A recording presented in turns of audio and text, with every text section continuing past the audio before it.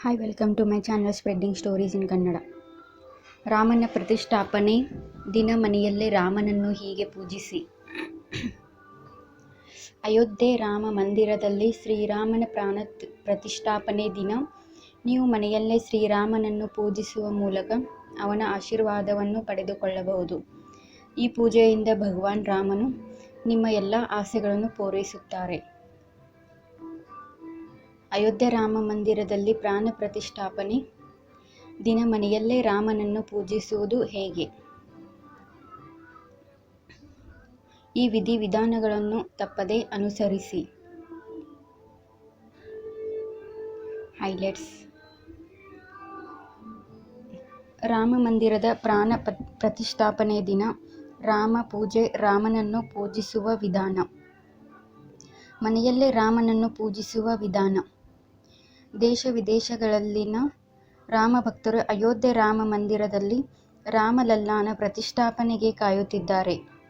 ಜನವರಿ 22ರಂದು ನಡೆಯಲಿರುವ ಅಯೋಧ್ಯೆ ರಾಮ ಮಂದಿರ ಪ್ರತಿಷ್ಠಾಪನೆಗೆ ಈಗಾಗಲೇ ಅಯೋಧ್ಯೆಯು ಮಧುವನ ಗಿತ್ತಿಯಂತೆ ಸಿದ್ಧವಾಗಿದೆ.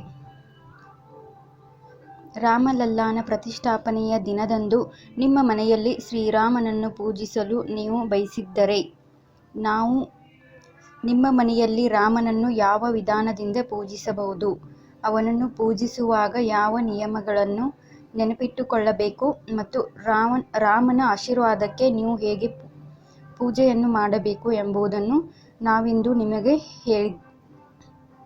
ಹೇಳಲಿದ್ದೇವೆ.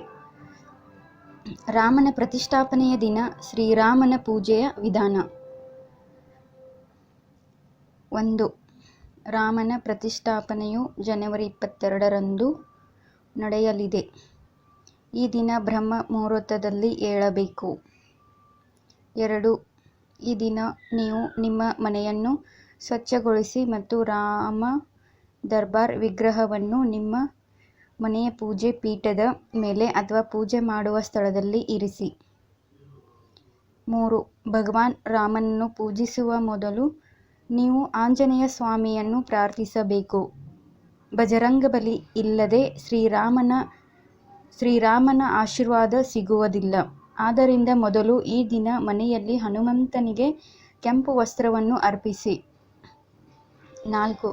ಇದರ ನಂತರ ರಾಮನಿಗೆ ತುಪ್ಪದ ದೀಪವನ್ನು ಅರ್ಪಿಸಿ ಪೂಜೆಯನ್ನು ಮಾಡಿ. ಅಯೋಧ್ಯೆ ರಾಮ ಮಂದಿರದ ಈ 5 ವಿಚಾರಗಳು ನಿಮಗೆ ತಿಳಿದಿದೆಯೇ? ಇನ್ನು 5. ಪ್ರಾಣ ಪ್ರತಿಷ್ಠಾಪನೆಯ ದಿನದಂದು ತುಳಸಿ ಮಾಲೆಯನ್ನು ಹಿಡಿದು ಅಭಿಜಿತ್ ಮುಹೂರ್ತದಲ್ಲಿ 11 ಬಾರಿ ಸೀತಾರಾಮನ ಹೆಸರನ್ನು ಜಪಿಸಿ. ಭಗವಾನ್ ರಾಮನು ಅಭಿಜಿತ್ ಮುಹೂರ್ತದಲ್ಲಿ ಜನಿಸಿದನು. ಆದ್ದರಿಂದ ಈ ಮುಹೂರ್ತವು ಅವನನ್ನು ಪೂಜಿಸಲು ಅತ್ಯುತ್ತಮವೆಂದು ಪರಿಗಣಿಸಲಾಗಿದೆ. 6.